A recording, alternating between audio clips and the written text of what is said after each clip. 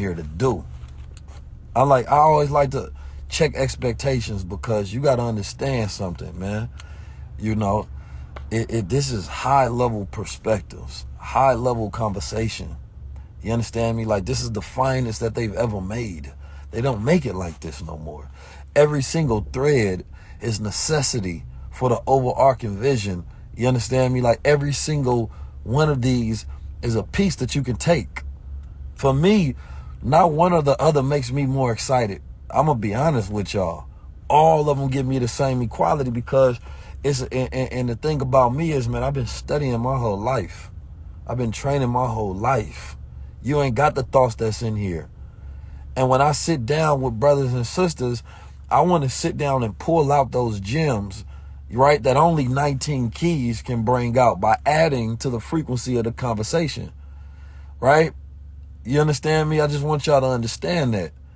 Yeah, this is high linen. You dig? So you can't find me a more important show out there right now. You can't find me a more important show. You're not going to find it, because it's certain things you can't compete with just based on, who you are. When I say you understand me, in the mind, you supposed to say I understand. There's so much that we be having that we don't understand in the world. And, sister asked me yesterday, like, what is the topic you talk about, Keith? Sometimes you on crypto. Sometimes you talking about the metaverse and blockchain. Sometimes, you talking about masculine and feminine.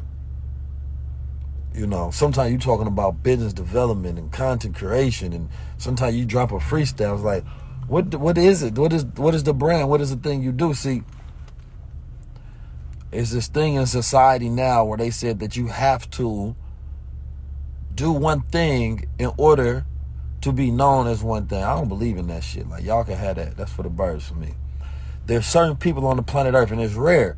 And this is the thing about, like, one of the things we go teaching in Supermind, these personality types. When I study mine, I got a couple of them, right?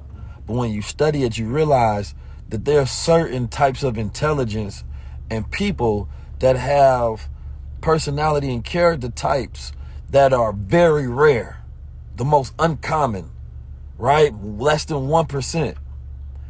And so if let's say, everybody else have personality types you run into all the time. It might be your brother. It might be a friend that you've known. So, like, they're going to have a certain perspective. They're going to see things a certain way, right? So you used to dealing with that. You used to hearing that. And let's say that makes up the overarching algorithm of what you take in on a daily basis, right? These perspectives, these ideas, how they think about gender and how they think about economics and how they think about life and marriage and, astronomy and whatever the hell else kind of topic, or politics.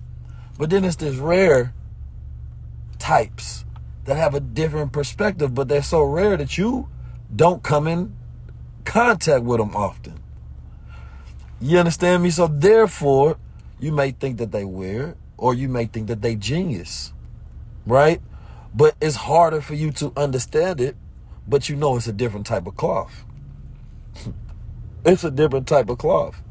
It's the same way if I've been wearing cotton my whole life and somebody bring me some Egyptian silk, what's this? This is different.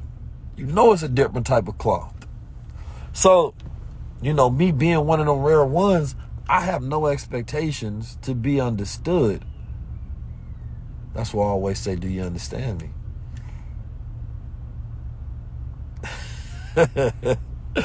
I don't have expectations to be understood, but do you understand me? I understand, right? So it's like, when you do that, but so you meet certain people and they be like, listen, I might be doing one thing, but shit, I got aspirations to do all things. Now, sometimes we hear people say that and they never do these things. And some people have the ability, like myself and others, that say, no, we're going to do all of it.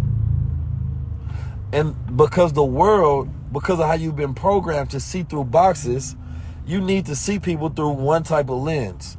I need to see you as a programmer. I need to see you as a worker. I need to see you as a title. I need to see you as an interviewer. I need to see you as, how come what you're doing is rare and is different and it goes against the common thread and standard? When you do that shit, people don't know how to respond. But they also know it's valuable, but it messes them up in the head because they like, why can I do that? See, that comment right there, the sister said, jack of all trades, master of none. But the finishing was, but always better than a master of one. Now, forget that saying, right? That's a saying that, this is the danger about reality, is that we just pass down sayings. We just pass them down, and it limits our capacity to grow because of how we believe in other people's thoughts, because they may have had a limitation, but is at the highest level. Knowledge expires based on its superiority.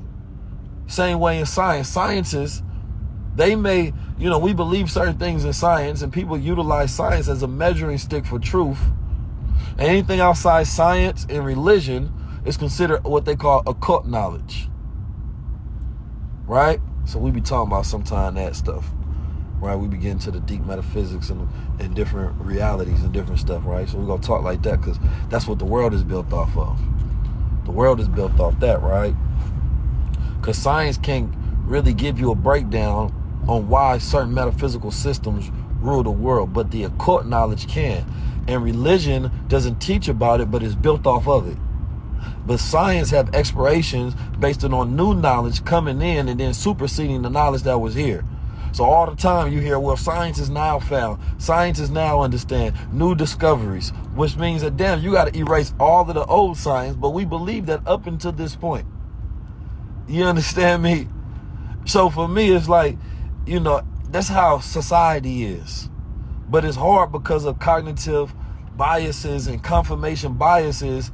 It turns, what you believe, right, into a stronger belief when you're confronted with a new truth. This is just how we're wired. We double down on it. Even though this truth may be right, but we don't go to the logic because now it's in a part of the brain that's different than logic. It's belief.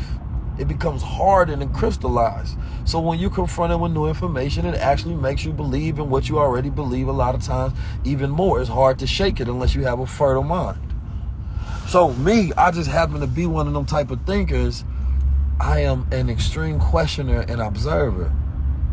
So it gives me a unique perspective in my experiences growing up in the streets of Oakland, California and St. Louis, and then growing up in the Nation of Islam and Your Black Muslim Bakery and other street organizations, right? And carrying these different hats and, getting in trouble and fighting cases and learning and studying and going through different periods of darkness and reaching different points of light got me where I am today. Got me where I am today.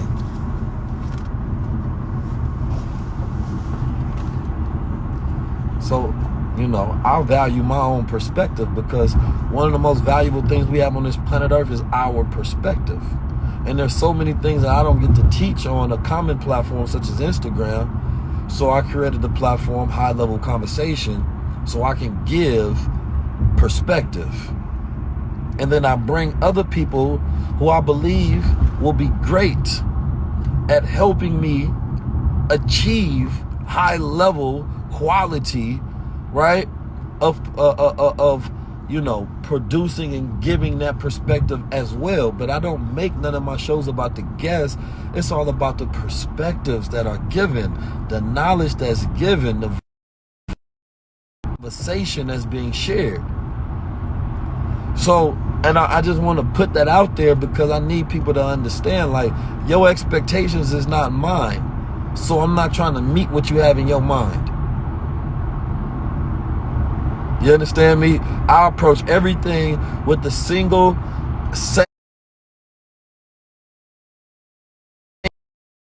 aspect is simply, how will I change the world with this? That's how all my business plan starts. That's how all my ideas start. It starts with unrealistic thinking, but high quality thinking. It starts at the highest level. then I say, well, damn, because I know that if I think in that capacity, I'm thinking universal and I'm thinking expansive, but it's nothing like a target. So you got to have a target with everything. And the target is the mind of my people. The target is the problems in the production of the solutions. Because there's many people lost in the darkness trying to find function of how do I get to the light. And I'm not saying that I'm the only one. I'm nowhere near. All praise due to Allah. I'm not saying I'm the most special. I'm not saying none of that. But I'm saying that what I'm supposed to do, I'm doing.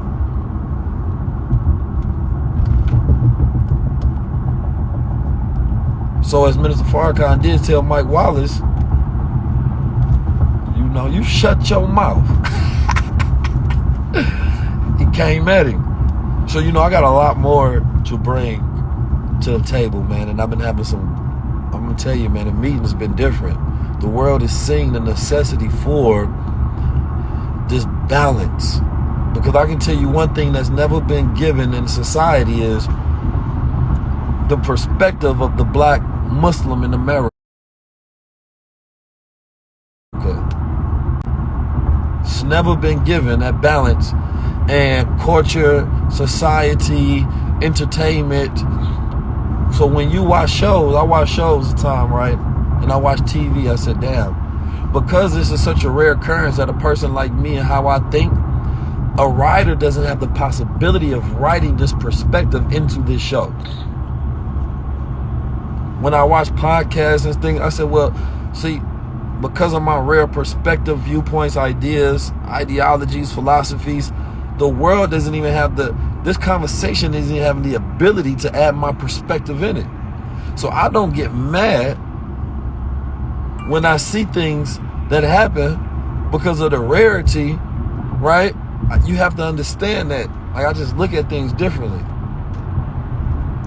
Like, if you are a rare person, you can't get mad at the world for not having that same level of rareness.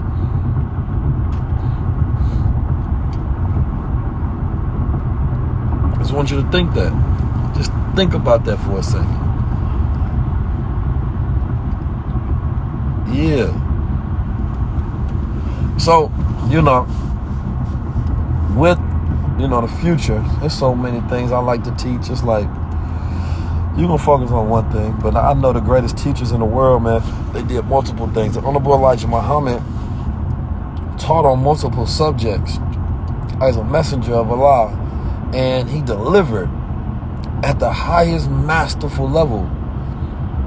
He delivered about astronomy, economics. He delivered about spirituality, religious systems, world systems, military systems, masculine and feminine systems. He gave us the framework to the mind, the body, the spirit, food, all of these different things. So if I look and I see a man that I believe to be the highest level, then why wouldn't I want to emulate that same thing? So the school system, your indoctrination and stuff like that at home teaches you your ass can be one thing. You ain't got that kind of mind to do great things. You gotta pick what's chosen for you. And this is the beauty of social media, is that it allowed us to see what it would be like if the world give the minds of the world democratize access to media. Let's just let everybody have access, not the ones we just chosen. And this is why I don't like the banning of it, because it destroys the reasoning of why this tool is good.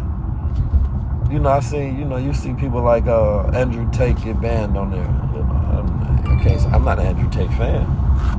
But what I'm not a fan of, somebody said it, I think it was my bro Mike Rashid said this. He said, you don't see no women get banned from these platforms.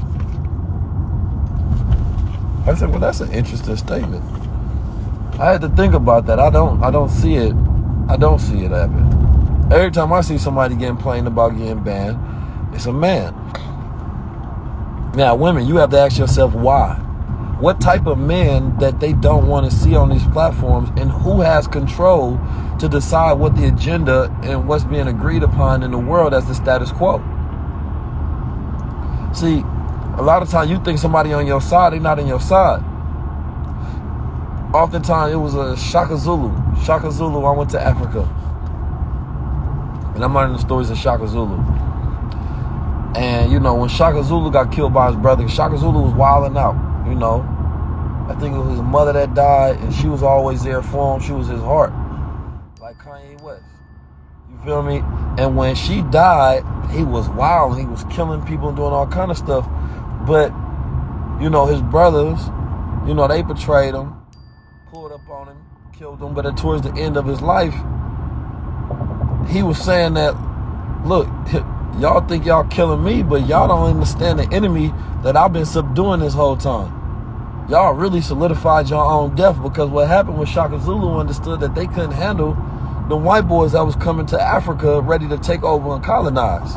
They didn't understand the depths of their enemy, right? They didn't realize that by having Shaka Zulu there was way better, right, than them facing the enemy that they didn't understand. So they ended up having to go to war.